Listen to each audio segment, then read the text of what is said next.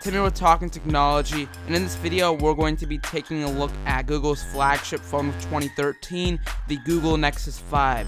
This is the successor of Google's 2012 flagship phone, the Nexus 4, and it came out 2 weeks ago. It's gotten a lot of press, and I thought I'd take a look at it as well. This is the first ever device to run KitKat, which is Android 4.4, Google's new operating system that just got an update. The phone has a 4.95-inch screen, and it has a 1920 by 1080 pixel display with 445 pixels per inch, and it has a Snapdragon 800 2.26 gigahertz processor. Really impressive for the price point of only $393. It's $350, but there's tax, so that's actually a really cheap phone considering the fact that it's unlocked, which means you could put your SIM card in it if you have a GSM carrier. And so that means that if you have something like T-Mobile or AT&T, which uses SIM cards, you can purchase this phone and use your SIM card with it. Back to the unboxing, we have our manuals as well as a SIM ejection tool. We have our cables, which are simple. It's just micro USB and a wall brick. And so with all that boring stuff out of the way, here's what you guys have all been waiting for and came here for, the Nexus 5 itself. And as you guys can tell, I have the white one here, and I'll tell you guys a few of the key differences between the white one and the black one as soon as we get further into observing the phone. So, the Nexus 5 is a very unique phone for two reasons. Firstly, like I mentioned earlier, it's the only device running KitKat stock Android. There's no other phone that'll be like that for a long time.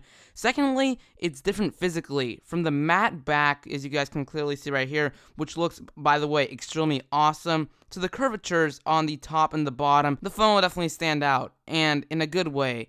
So I want to just take a moment to tell you guys how much I appreciate the design of this phone, especially for the cheap price point of $350. So yeah, I'm really fond of how the phone looks. Observing physical features, we have a weirdly shaped speakerphone for phone calls, as well as a 1.3 megapixel front-facing camera. On the back, we have an 8 megapixel shooter, but I've got to say this is definitely the weakest point on the Nexus 5.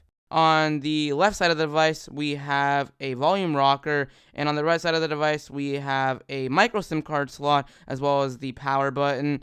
On the top of the device, we have a 3.5mm jack, as well as a little microphone, and on the bottom of the device, we have a really crappy set of speakers, as well as a micro USB port for charging.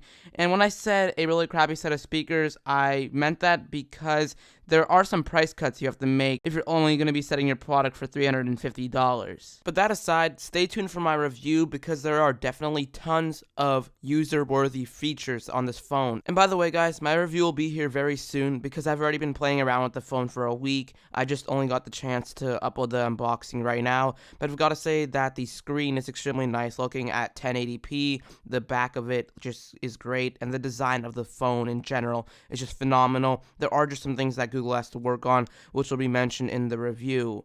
But that aside, there is software on this phone as well, which is really unique, like I mentioned earlier many times. It's Android 4.4 KitKat, and there are a ton of new action-packed features in here, which I'll be demonstrating and highlighting in my review. But I've got to say that this is one of the most powerful operating systems for mobile devices on the market right now. Anyway, guys, I've got a lot to say about this phone, and I'll leave that for the review, which will be coming soon, so I apologize for it being delayed by a long time. I was just really busy, and the phone actually came late. But hopefully you guys enjoyed this unboxing nevertheless, and my opinion is still my opinion no matter what time it is. So hopefully I'll see you guys in the next video. Be sure to press the subscribe button if you want to see more technology content like this and want to see the review, and I'll catch you guys in the next one.